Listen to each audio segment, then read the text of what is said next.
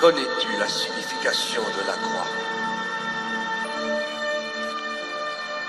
As-tu observé au long des chemins, dans les villages, en haut des collines, au sommet des montagnes, l'homme a planté la croix pour lui faire rappeler qu'un jour,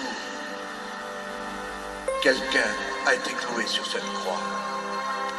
Connais-tu réellement la signification de la croix? C'est un langage d'amour. La Bible dit que Dieu a tant aimé le monde qu'il a donné son Fils afin que quiconque croit en lui ne périsse point mais qu'il ait la vie éternelle. La croix n'est pas une décoration, ni un ornement. Ce sont des paroles d'amour. Car Dieu t'a tant aimé. Il a donné ce qu'il avait de plus cher. Il a donné son bien-aimé Fils Jésus-Christ, le Fils du Dieu vivant. Que fais-tu de la croix? Tu peux t'en servir comme ornement autour de ton cou, autour de tes oreilles. Tu peux la faire tatouer sur ton estomac. Même certaines personnes, les prostituées l'ont autour du cou, ils se prostituent.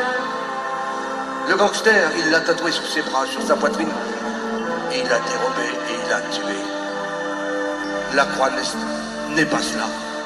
La croix, c'est une parole de vie, d'amour. C'est une parole de souffrance pour toi. C'est une lumière qui est venue dans le monde pour t'éclairer. Que fais-tu de la croix? Quelle signification elle a pour toi? As-tu du respect pour elle? Beaucoup d'hommes la placent dans certains lieux malfamés. Dans des cimetières, on la voit par milliers. La croix n'est pas pour un mort. La croix est pour le vivant, pour lui donner la vie. Que vas-tu faire de la croix?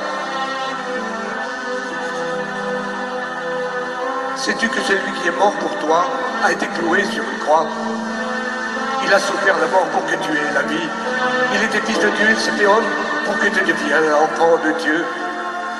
Que vas-tu faire de cette croix?